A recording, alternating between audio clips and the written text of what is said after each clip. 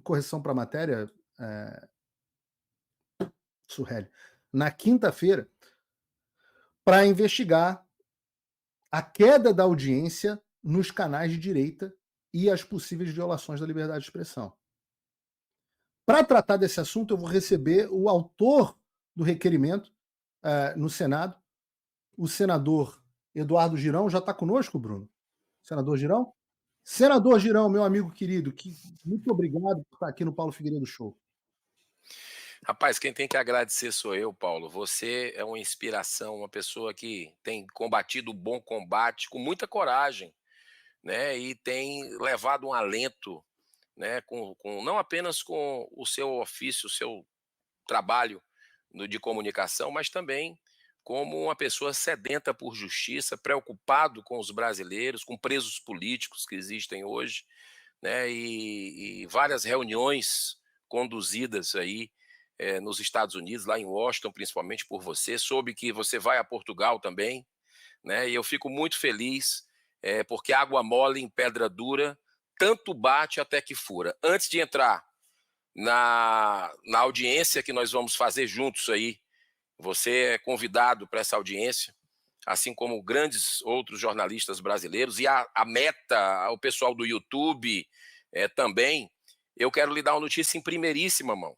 Por favor. Acabei de sair agora aqui do plenário do Senado Federal, que fica a 60 metros daqui, do gabinete, e fiz um pronunciamento oficial, após conversar com vários senadores, vários deputados federais.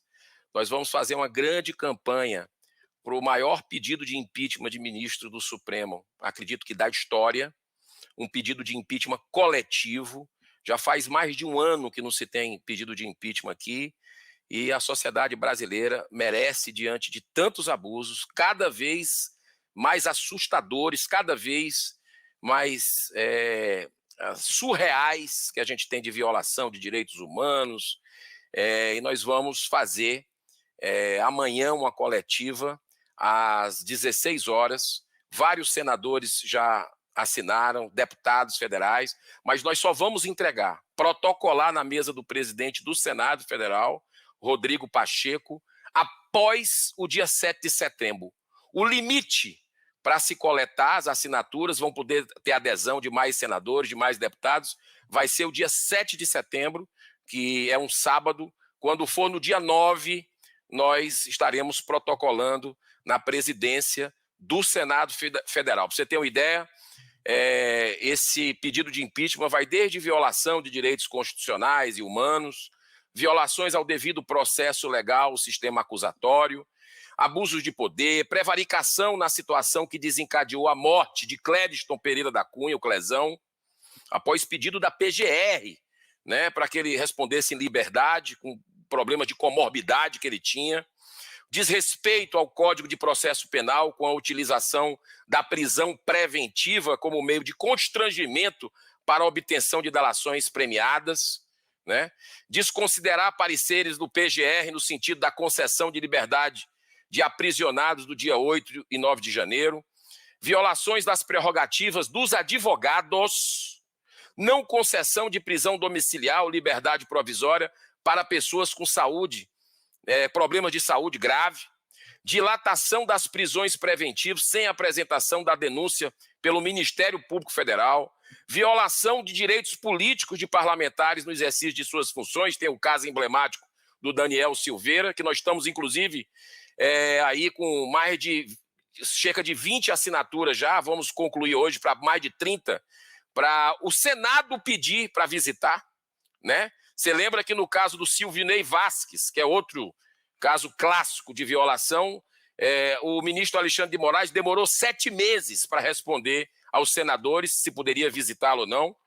E o caso do Marcos Duval ontem é um caso extremamente grave. Um senador da República, né, com a canetada aí com 50 milhões de bloqueio, com rede social derrubada novamente, ou seja, censura explícita, a formação de um conselho no estilo da Venezuela, da ditadura, onde se define aí procedimento do que é verdade, do que não é, essa questão aí.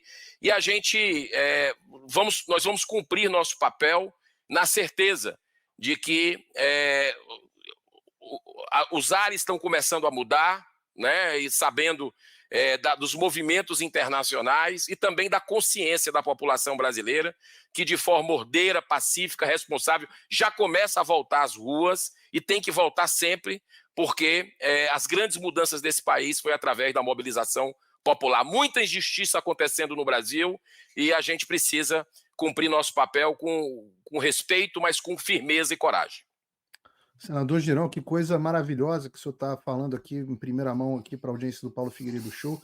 Eu acho que o pessoal aqui no chat vai enviar os aplausos, porque tem muito tempo que a população brasileira está esperando uma resposta do Senado Federal. Eu sempre te digo, quando nós nos encontramos, que você tem sido uma das poucas vozes realmente corajosas no Senado. Uma boa parte dos nossos senadores, inclusive senadores que foram eleitos ali, eu não te colocaria na conta dos bolsonaristas, mas vários senadores que foram bolsonaristas, às vezes ministros do Bolsonaro, pessoas muito próximas a ele, estão desaparecidos, têm levantado muito pouco a voz.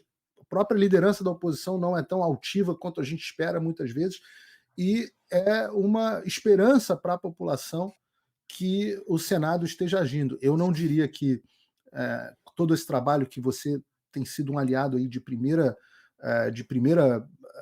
momento aqui nos Estados Unidos, talvez o maior que eu tenha tido, desde o primeiro momento, um aliado grande aqui nos Estados Unidos nesse trabalho de conscientização do que está se passando no Brasil, mas a gente sabe desde o início que a solução não vem dos Estados Unidos, a solução vem do Brasil. Os Estados Unidos podem parar de ser uma força para o mal e passar a ser uma força para o bem, para a liberdade, como sempre foram. Mas a solução tem que vir das instituições brasileiras. E essa ação do Senado Federal é muito oportuna. A única coisa que, se você me permitir, senador Girão, é que é muito bom que esperem até 7 de setembro, porque eu, às vezes, na minha atividade jornalística, a gente tem certos pressentimentos. O que é o pressentimento? Pressentimento é aquilo que você sente antes de acontecer, né? Que você pressente. E eu tenho um pressentimento de que as próximas semanas, talvez até um prazo mais curto, vão trazer, vão substanciar ainda mais, como se precisasse, mas eu digo porque são coisas muito robustas, vão substanciar ainda mais o pedido de impeachment que os senhores vão apresentar. A gente eu não sabia disso, está me falando aqui ao vivo no show. Pode falar um pouco mais de quem vai apresentar vocês vão fazer uma coletiva amanhã, mas quem vai apresentar esse pedido? Olha, já tem pelo menos aí 14, na verdade, senadores da República que já colocaram a sua assinatura.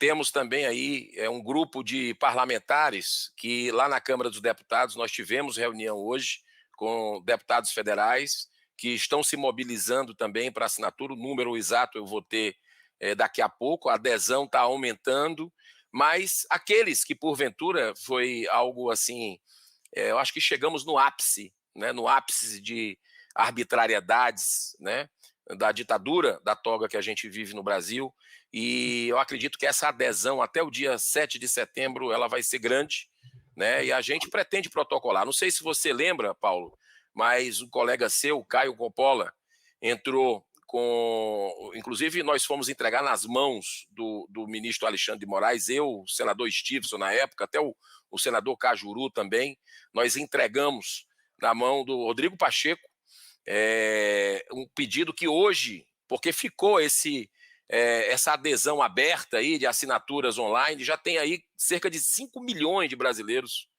que assinaram, né, aquele pedido de impeachment, né, que apoiaram de forma eletrônica o engajamento muito bonito que acontece na população brasileira. Então, eu acho que essa consciência está despertando, não existe nenhum tipo de cabeça nisso, isso é um trabalho feito por um grupo de parlamentares, e não apenas da oposição, tá?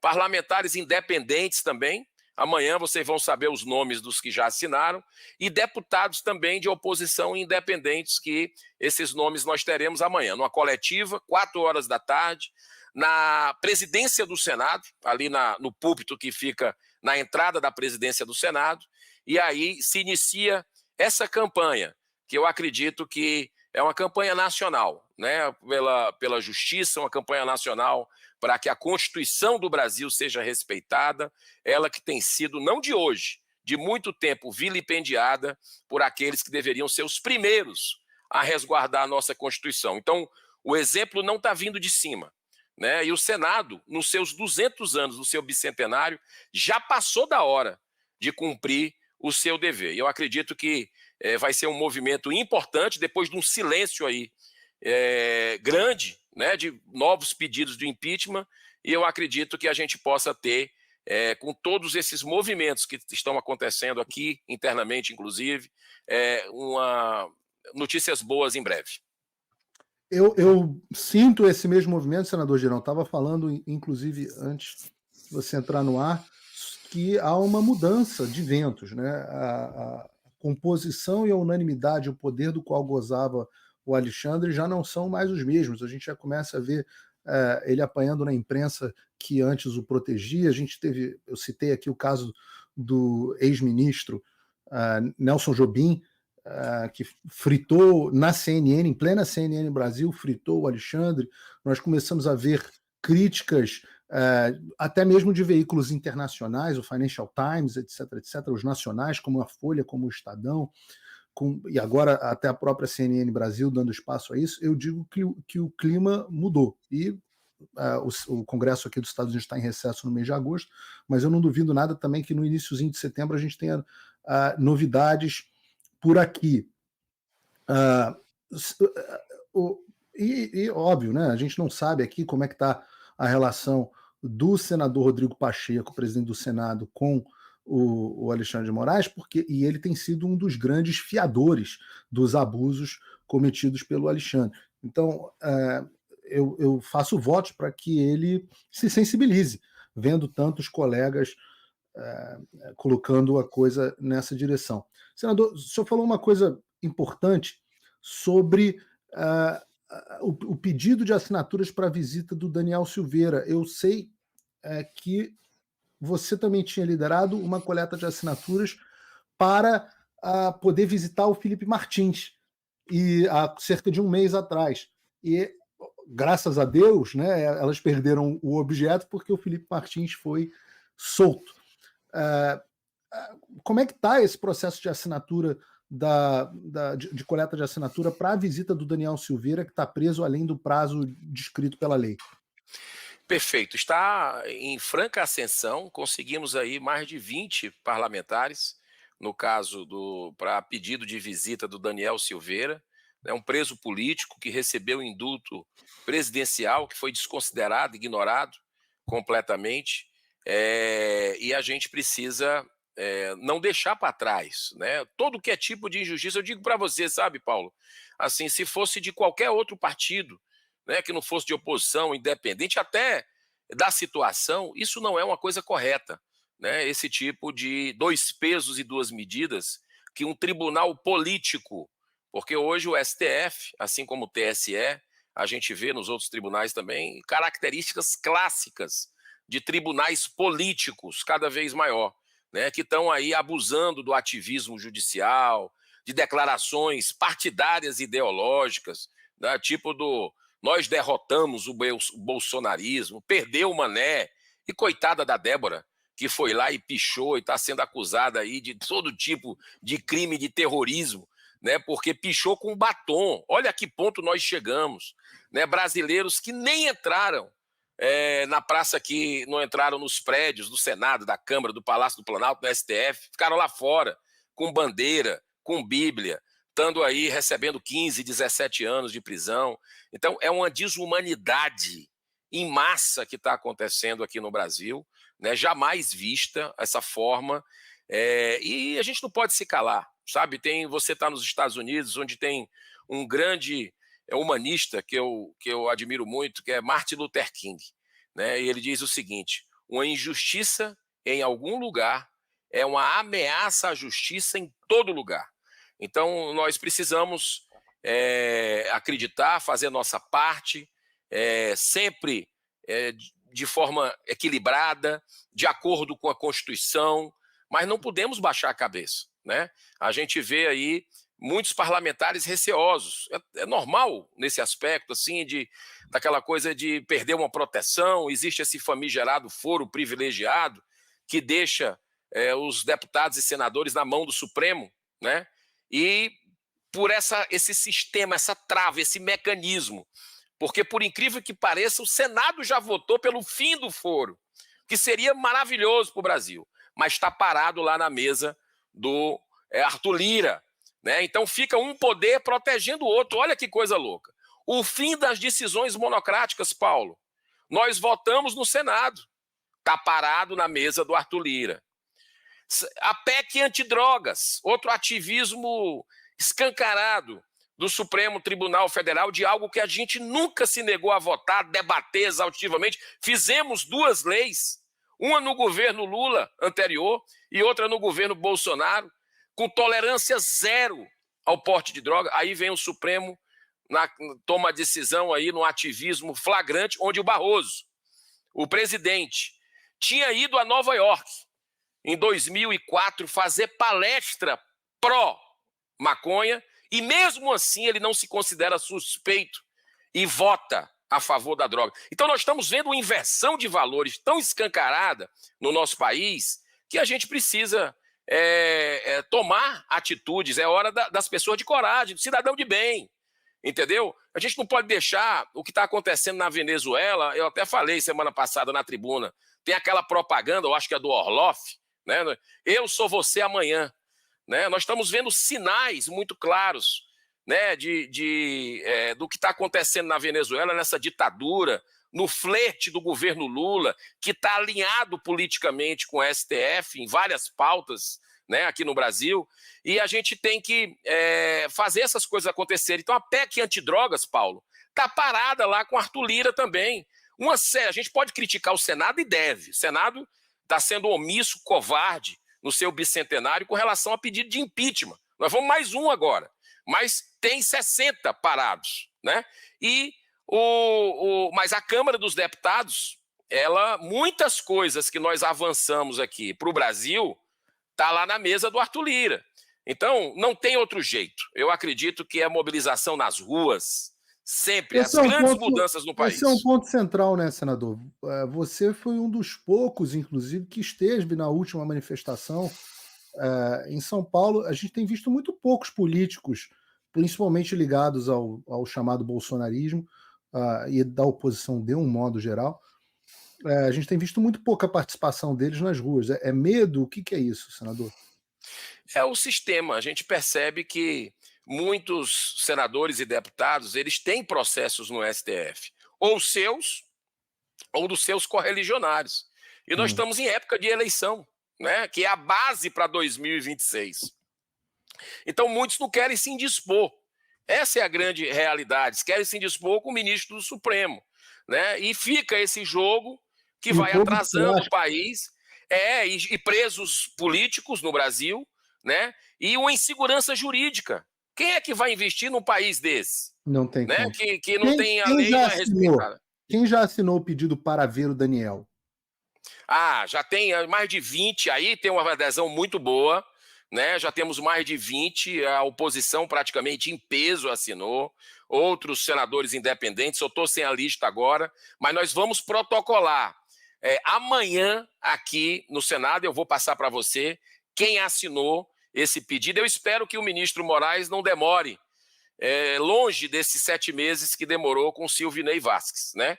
E eu espero que aconteça essa visita autorizada aí em poucos dias para que a gente possa ir ao Rio de Janeiro e entender o que está acontecendo. Senador, que aconteça o que aconteceu com o Felipe, que vocês perderam. Melhor ainda. Vocês visitem o Daniel na casa dele, se Deus quiser. Senador, eu quero falar um pouco sobre essa audiência. Eu fiquei muito honrado com o convite, principalmente, não só um convite seu, um convite do Senado Federal, da Comissão de Comunicação Digital, não é isso? Mas também fiquei muito honrado pela lista dos outros jornalistas que estão, meu querido amigo Augusto Nunes, minha amicíssima Ana Paula Henkel, eu até perguntei aqui para ela um pouco antes de entrar no ar, e ela falou que também vai testemunhar virtualmente. O que levou o Alexandre Pitoli também, grande da Rádio Auriverde, outro amigo querido, todos grandes amigos e grandes jornalistas. O que levou, senador, a sua apresentação desse requerimento?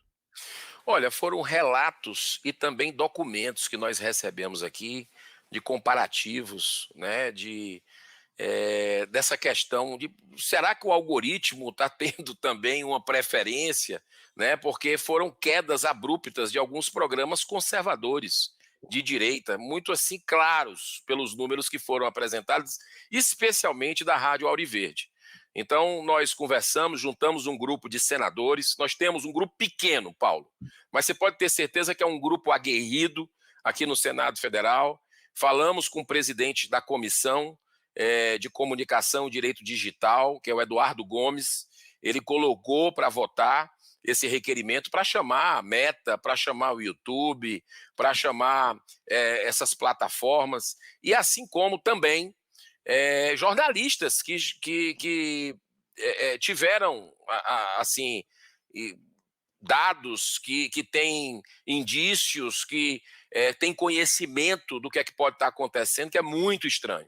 Então, muito obrigado pela sua participação. É depois de amanhã, eu estou ansioso para presidir essa sessão, na quinta-feira. Convido a quem está nos assistindo agora para programar. Será a partir de 10 horas da manhã de quinta-feira. Vamos começar pontualmente, 10 horas em ponto.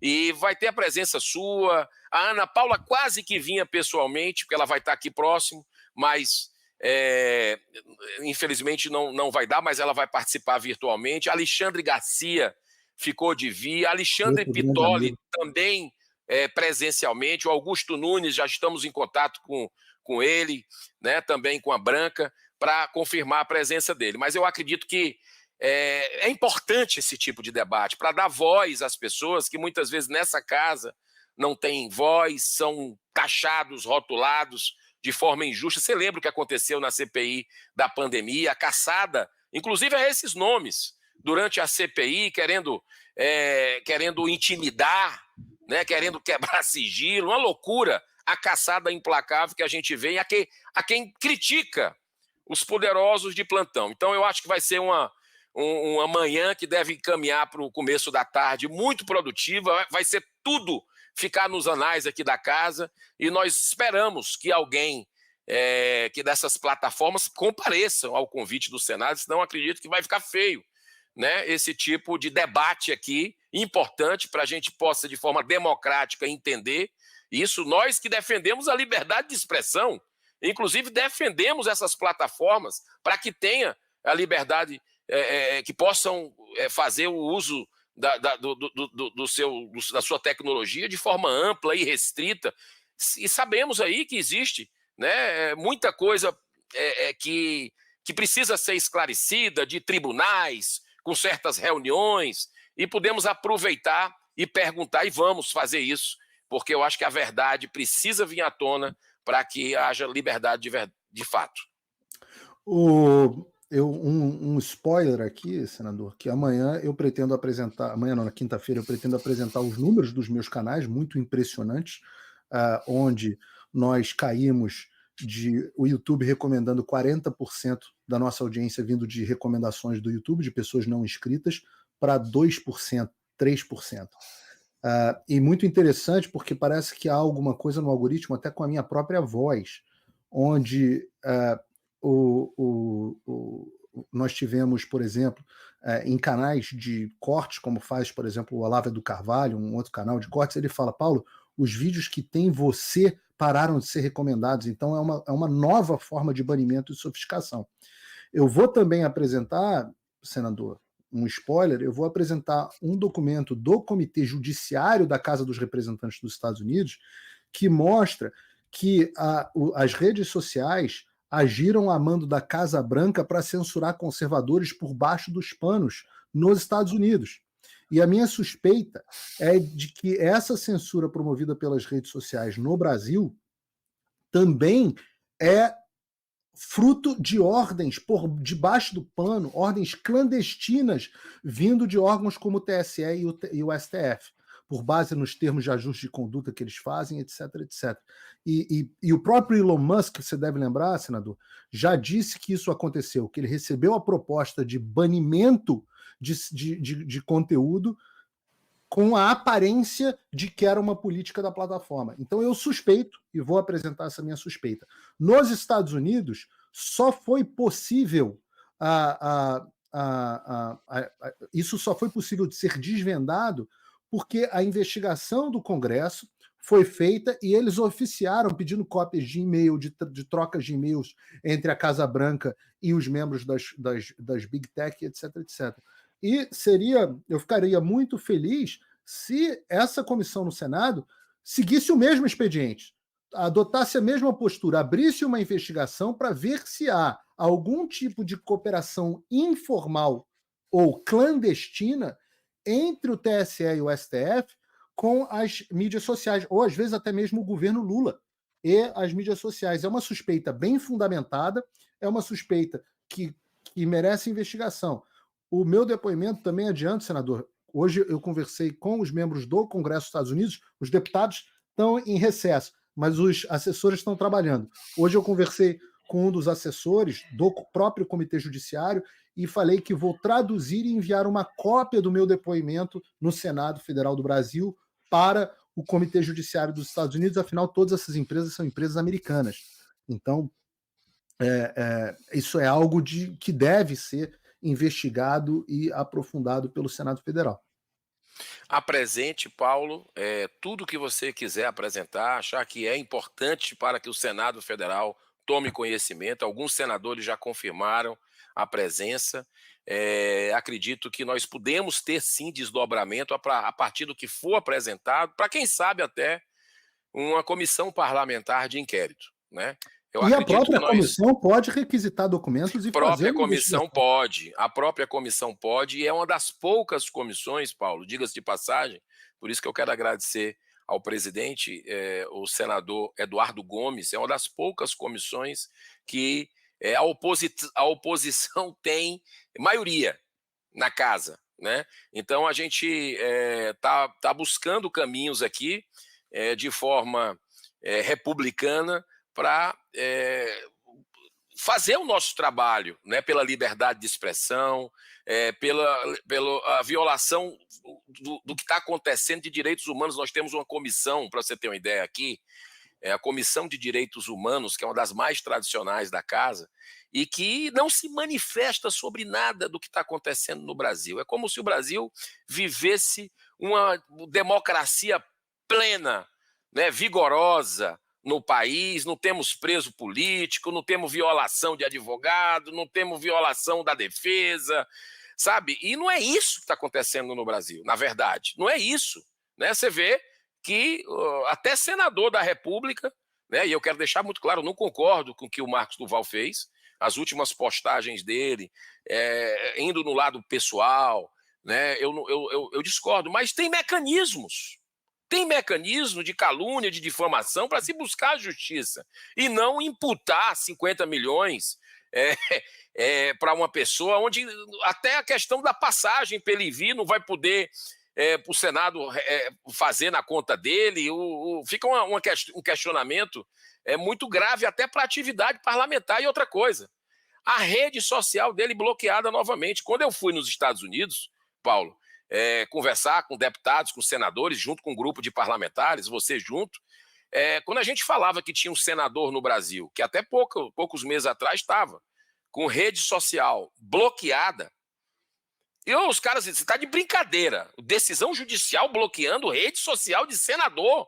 Isso não, isso não é democracia, não é mesmo, né? E você tem o seu caso do Constantino, de conta bancária congelada, né, de passaporte retido, uma série de barbaridades que estão acontecendo no Brasil com brasileiro. Esse documentário eu recomendo que as pessoas assistam, né, o documentário que mostra o que está acontecendo com os presos políticos lá na Argentina, que fugiram, né, morando em situações assim surreais, né, o que nós estamos vendo no Brasil. Está tudo errado, né? Esse não é o país. O brasileiro não concorda com isso. Quem errou, Paulo, quem quebrou, tem que pagar mesmo. tá certo? Mas de acordo com a lei, né? A Constituição do Brasil ela está sendo rasgada solenemente e o Senado assistindo de camarote a isso, por medo, por engrenagens do sistema. Então, o brasileiro, a minha avó dizia, desde de pequeno eu ouço isso, ou a gente aprende pelo amor ou aprende pela dor. A provação que nós estamos passando enquanto brasileiros, vendo o que está acontecendo aqui no Brasil, e o silêncio do Brasil com relação à ditadura sanguinária da Venezuela, com essa fraude escancarada nas eleições, o mundo todo cobrando uma postura nesse sentido, e o Brasil fazendo jogo de cena, né, ganhando tempo para o Maduro, né, que é amigo do Lula, que não se podia dizer isso durante as eleições, que ele era a favor de aborto, que ele era a favor que era amigo desses ditadores, e o que a gente está vendo é isso na prática, né? Então, eu acho que dessa situação, desse caos todos que a gente está vivendo aqui, eu acho que vai sair uma nação mais forte, mais consciente, de que através da política, através da mobilização, inclusive nesse processo eleitoral, brasileiro participando mais, porque sabe que o destino dele, situações da vida, de liberdade, inclusive de expressão da livre opinião dele, está sendo decidida através da política humana. Senador Girão, última pergunta, sei que você tem agenda apertada, última pergunta. Vai ser prefeito de Fortaleza? Paulo, a minha vida inteira foi na área de gestão, né? Eu estou aqui fazendo o que eu posso no parlamento, né? Mas eu sou apenas um de 81. Muitas vezes o que sobra é falar, é denunciar, né? E eu acredito que... É muito. É muito. Mas eu acredito, olha, todos os aspectos levam, né? Até como eu falei há pouco, 2026 passa por 2024. Então, a Prefeitura de Fortaleza vive sob uma oligarquia, um domínio do PT e do PDT. Eu sou um parlamentar de diálogo que enviei das emendas parlamentares, que é um desvio de função, diga-se de passagem. O senador e deputado não era para ter emenda parlamentar, né? Eu só uso as constitucionais, as secretas a gente vota contra e denuncia também. Mas eu digo para você, eu enviei para todos os 184 municípios do estado do Ceará as emendas parlamentares, né? E vou visitar cada centavo, independente se é do PT, do PL, do Podemos, enfim. O povo não tem culpa por essa briga política e ele precisa da resolução dos seus problemas. E eu mando o dinheiro e vou fiscalizar cada centavo. E nessas andanças pelo estado, e na minha capital, onde eu nasci, onde eu me criei, que é Fortaleza, eu vi o povo largado, as pessoas, o sistema de saúde completamente, o descaso, pessoas passando anos para consulta, para uma cirurgia simples. A segurança nem se fala. No estado do Ceará é uma situação deplorável, né, onde existem facções que expulsam as pessoas de casa, que tem que autorizar para você entrar numa ONG, né? Assim, à luz do dia, é algo, uma humilhação permanente por ausência do Estado, por completa omissão. Então, lancei meu nome à Prefeitura de Fortaleza, né, sabendo do desafio, porque eu sou do Partido Novo, um partido pequeno, que tem a coerência no pensar e no falar e no agir. Me sinto muito estimulado até por isso, porque é um partido que não faz esses acordos, que é um partido que é firme nos seus propósitos, não tem ninguém envolvido com questão de corrupção, e nós colocamos o nosso nome contra esses partidos bilionários, contra a máquina do Estado, a máquina da Prefeitura, a máquina da União, né? Então, a minha vida inteira foi gestão, desde adolescente, trabalhando e gerando milhares de empregos. Fundei ONGs que ajudam desde crianças até idosos, passando pela maternidade ameaçada, né? Também produzi filmes, né, a partir de Fortaleza, para todo o Brasil e até com repercussão internacional, filmes de cultura de paz, filmes de espiritualidade, né? E fui presidente do Fortaleza Esporte Clube, né? O meu grande amigo de infância, num momento dramático da sua história, na véspera do seu centenário, estava na 3ª divisão do Campeonato Brasileiro, fizemos um trabalho de profissionalização, de organização, né? E colocamos o time logo nos primeiros meses de gestão na Série B do futebol brasileiro e no Centenário já indo para A. Então, assim, acredito que nós precisamos ter a meritocracia na Prefeitura de Fortaleza. Dinheiro não falta, né? O que falta é gestão. Isso aí eu fui talhado para poder servir e retribuir tudo que eu tive na minha vida, de educação boa, de uma família estruturada, retribuir para os meus conterrâneos que não têm ainda essa oportunidade. E eu sou testemunha dessa capacidade de gestão, desse empenho em fazer o que é melhor e dessa dedicação. Eu vejo como você enxerga o serviço público, Girão, como efetivamente uma missão de vida, como uma missão para Deus, né? Eu vejo muito Deus como a orientação central da sua vida. Eu acho que você corre um só risco grande, Girão, nessa eleição para a prefeitura, é que você é um senador tão querido que a população morre de medo de perder você como senador. Mas talvez o povo de Fortaleza seja um pouquinho mais egoísta e queira você só para Fortaleza. Eu vou desejar sorte nessa campanha. Mas, Paulo, Deus sabe o que é melhor. Claro, eu jamais ousaria, né? Eu não conseguiria colocar a minha cabeça no travesseiro se eu fosse para uma disputa na prefeitura, né? Como eu estou indo, de peito aberto, né? Sem me licenciar do Senado, tá? Eu não faço como a maioria dos políticos. Estou indo, quinta-feira saio daqui, fico até domingo, volto.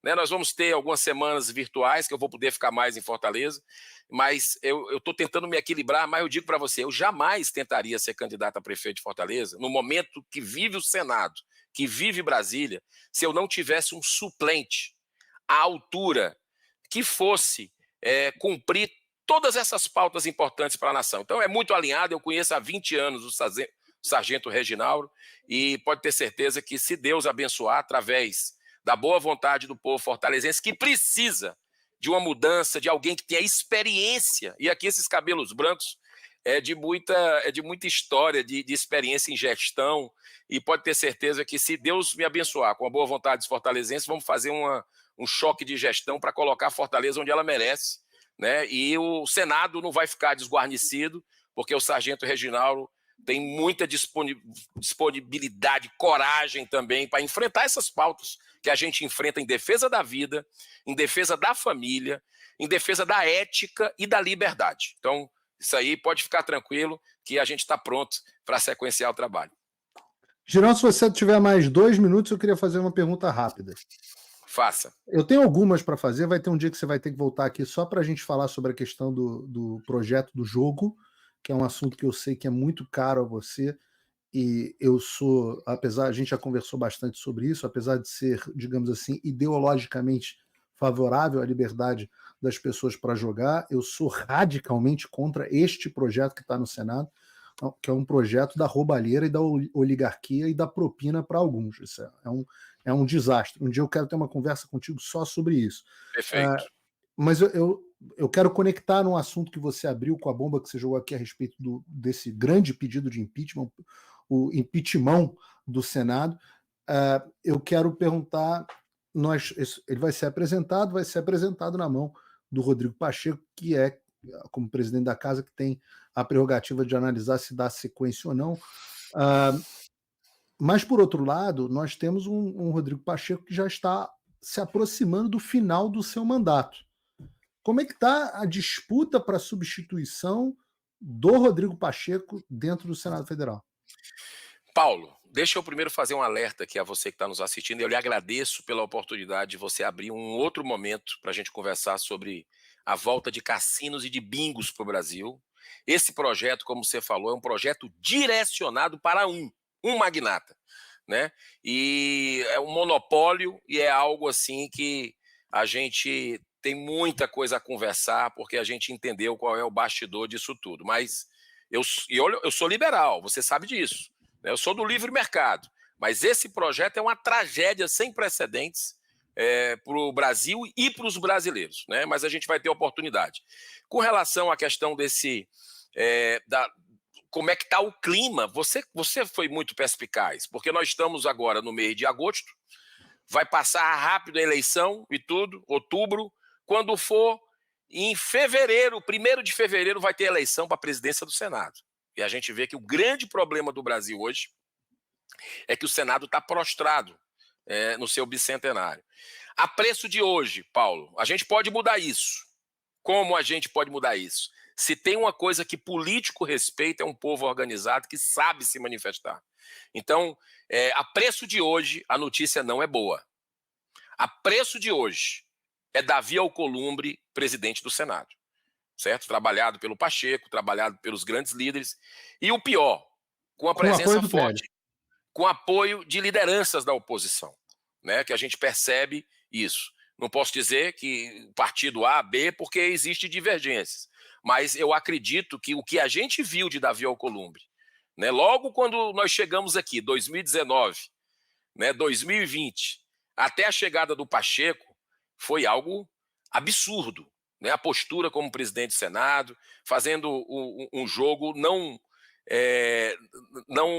favorável para pautas importantes do Brasil e também a mesmice, as mesmas práticas, né, que a gente vê de proteção, né, também aí sem deliberar pedidos de impeachment.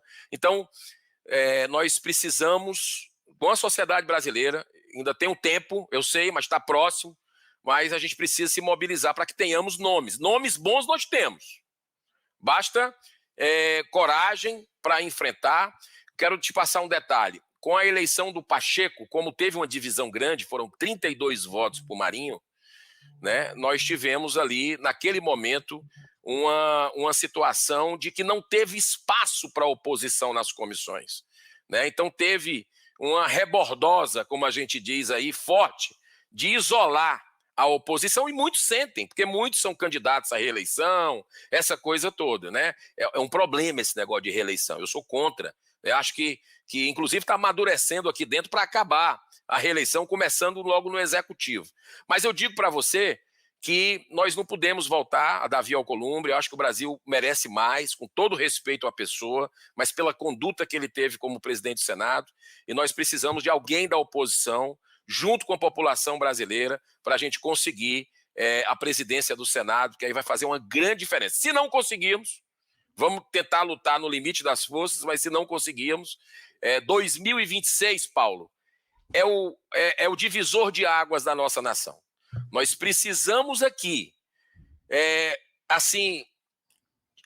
não tem outra oportunidade. É 2026, no limite, tá? Para que a gente coloque aqui senadores, troque grande maioria dos senadores, para que a gente tenha aqui pessoas comprometidas com a sociedade, com essas pautas que a sociedade defende, mas que está sendo cerceada, né? Até nos algoritmos aí. Mas eu acredito que 2026 precisamos renovar 2/3 do Senado Federal, deixando algumas peças, claro, que têm demonstrado um trabalho coerente, que têm tido coragem, mas nós vamos precisar trocar aí esses 2/3, a grande maioria deles, para fazer um presidente do Senado e conseguir.